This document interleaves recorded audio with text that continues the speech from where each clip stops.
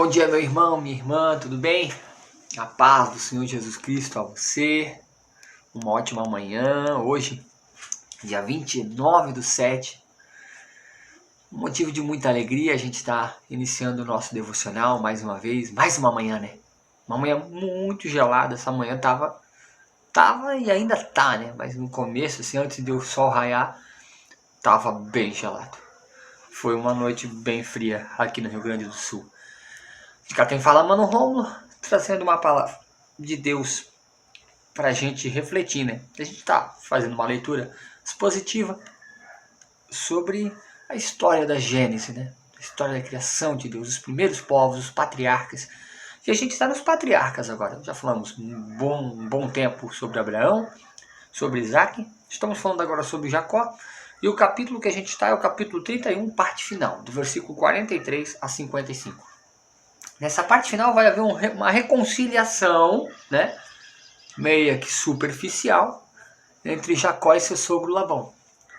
A gente percebe que aconteceu várias coisas aqui. Jacó fugiu à noite com seus filhos, suas filhas, seus rebanhos. Labão o encontrou, Labão quis justificar, por que está fazendo isso, por que está me enganando. Jacó então ele já ponderou e falou, não estou te enganando não, só estou fazendo aquilo que é necessário fazer. E aí começa aquele diálogo, até que eles chegam a uma conclusão. Há uma trégua. Queria fazer a leitura para a gente então? Vamos lá. Versículo 43.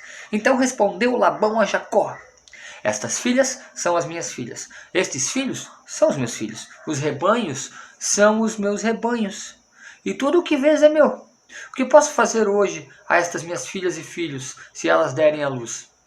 Vem, pois, façamos uma aliança entre tu e eu, que sirva de testemunho entre mim e ti. Então Jacó tomou uma pedra e levantou uma coluna e disse aos seus irmãos, ajuntai mais pedras. Tomaram eles pedras e fizeram um montão. Então eles comeram sobre as pedras. Chamou Labão o lugar de Gerá-Saduta, porém Jacó chamou de Gileade. Então disse Labão, seja hoje esse monte como testemunha entre mim e ti. Por isso então se chamou Gileade e Mispã. Pois disse, vigie o Senhor entre mim e ti, e julgue quando um estiver separado do outro. Ah, que história estranha, né, cara? Acontecem coisas estranhas na Bíblia, né? Jacó e Labão nunca tiveram um bom relacionamento. Nunca tiveram um bom relacionamento. E agora eles são duas famílias divididas, né? A família de Jacó, com sua esposa Lia, Raquel, suas filhas, seus filhos, sua filha, suas concubinas.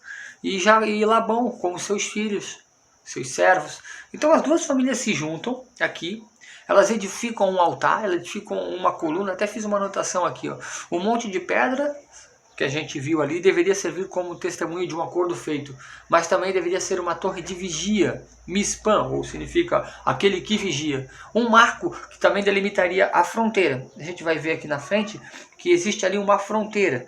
Labão não pode passar desse ponto para dentro das terras de Jacó. Jacó não pode passar desse ponto para cá, das terras de Labão.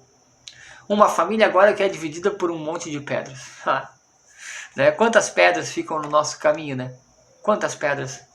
Gostaria que a gente fizesse uma leitura aqui, ó, bem interessante, versículo 38 e 39. Olha o que o nosso amigo Labão fala. Que esse monte de pedras seja testemunha entre mim e ti. Que monte de pedra pode ser testemunho se eles estavam na presença do grande El Shaddai, o grande Eu Sou, o nosso Deus, o Deus de Abraão, o Deus de Isaac, era o Deus de Jacó. Mas Labão ainda estava apegado às coisas físicas, irmão.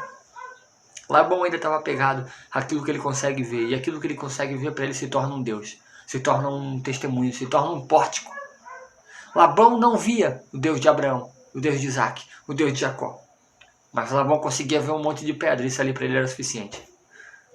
Jacó então, tentando amenizar a situação, ele segue a diretriz de Labão, ergue então ali uma coluna, e o juiz, né, o juiz celestial, aquele que nos ama, aquele que nos acolhe, aquele que queria desenvolver dentro de Jacó e de Labão um bom relacionamento entre eles, agora então só vai ser um juiz de testemunha, para que fique atento às coisas que o outro faz.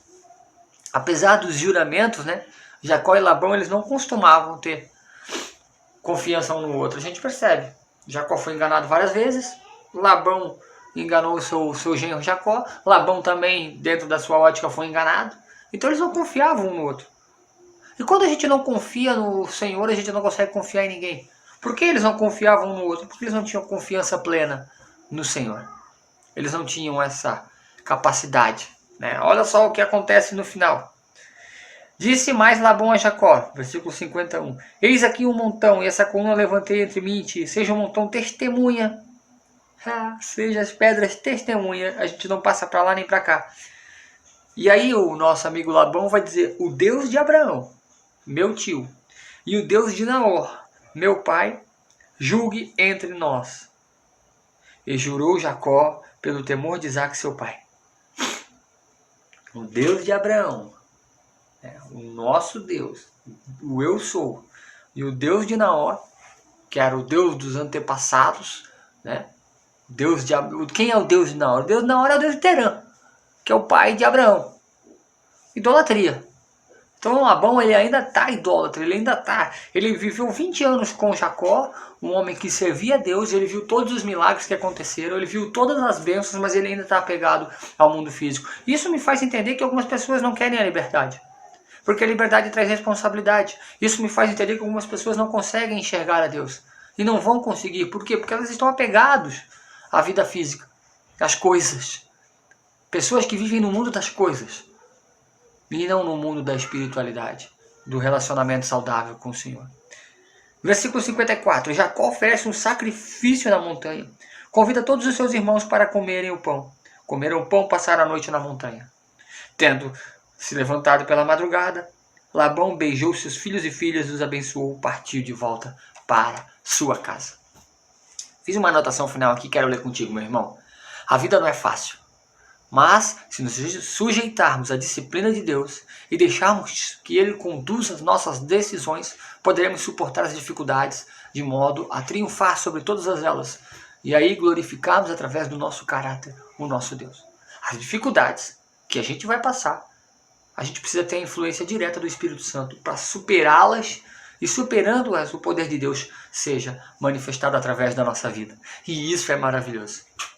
Porque esse Deus de Jacó aqui nunca falha. E Ele te convida nessa manhã para ter um relacionamento íntimo com Ele, para confiar nele, na provisão dEle e no processo ao qual Ele está desenvolvendo dentro do nosso coração.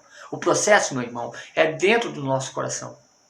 Esses últimos dias eu tenho visto várias pessoas pedindo para que Deus sare a terra, para que Deus mude a terra. Querido, o problema não está na terra, o problema não está no exterior, o problema está aqui dentro. Sabe quando o planeta Terra ficará sarado? Quando o nosso interior, quando nós seres humanos estivermos curados interiormente. Se a cura interior acontecer, naturalmente ela vai ganhar proporções externas. Desejo a você uma ótima quarta, meu irmão. Que essa quarta-feira possa ser cheia da presença de Deus. E se o Senhor permitir, amanhã a gente está aqui novamente no mesmo lugar, no mesmo canal, glorificando o seu santo nome. Muita paz.